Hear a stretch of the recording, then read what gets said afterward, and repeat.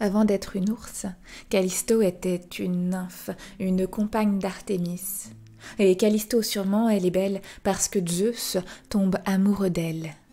Et comme Zeus sait que Callisto refuserait de s'approcher de lui, refuse tous les hommes, tant elle aime sa déesse.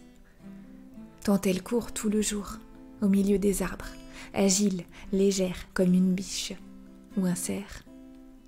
Comme il sait donc qu'elle refuserait, Zeus prend l'apparence d'Artémis, la déesse, Artémis puissante et lumineuse. Callisto est confiante. Elle la laisse approcher un peu trop près. Zeus alors reprend son apparence, abuse de la jeune femme qui peine, plus tard, à cacher le bourgeon qui pointe sous son ventre. Artémis, finalement, surprend sous le vêtement ce ventre proéminent.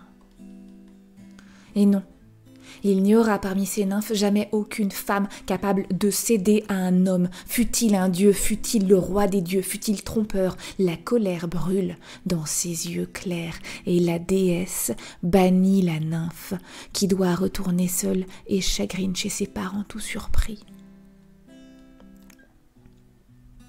Encore quelques mois qui passent, soudain paraît des pleurs.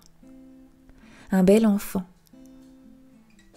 Encore un fils de Zeus. Héra, la jalouse, entend ses pleurs qui grimpent jusqu'au nuage, et même un peu plus haut que ceux des autres enfants, jusqu'à l'Olympe. Et elle se dit, c'en est trop. Et fixant Callisto, elle murmure d'une voix grave une formule qui rend la nymphe épaisse et lourde. Sa peau se couvre d'un poil dur, son échine se courbe et s'allonge, son nez noircit, ses lèvres tombent. Callisto est une ours, elle s'en va d'un pas pesant, cacher sa peine au cœur des montagnes. Les années passent.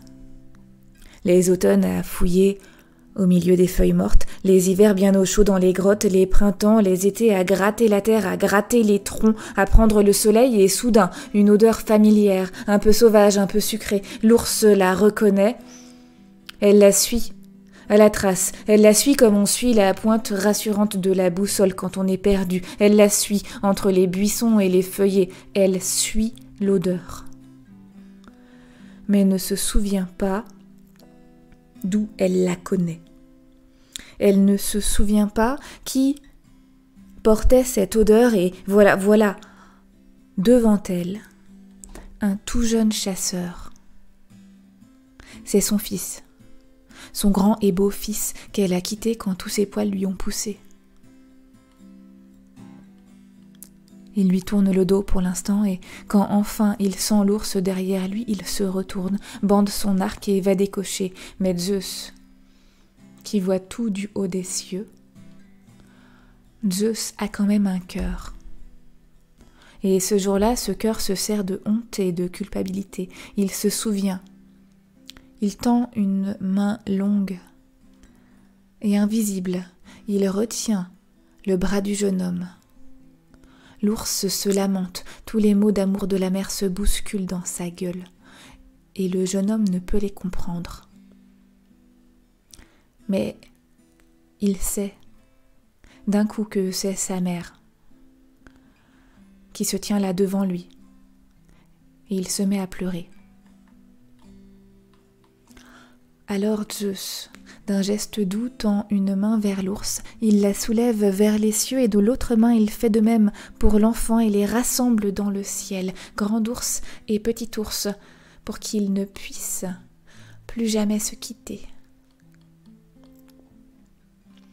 Héra cependant ne l'entend pas de cette oreille-là, venimeuse. Elle place entre la mère et l'enfant un monstre, immense et long, qui les sépare et veille en même temps sur l'étoile polaire, la boussole du monde posée sur le front de l'enfant.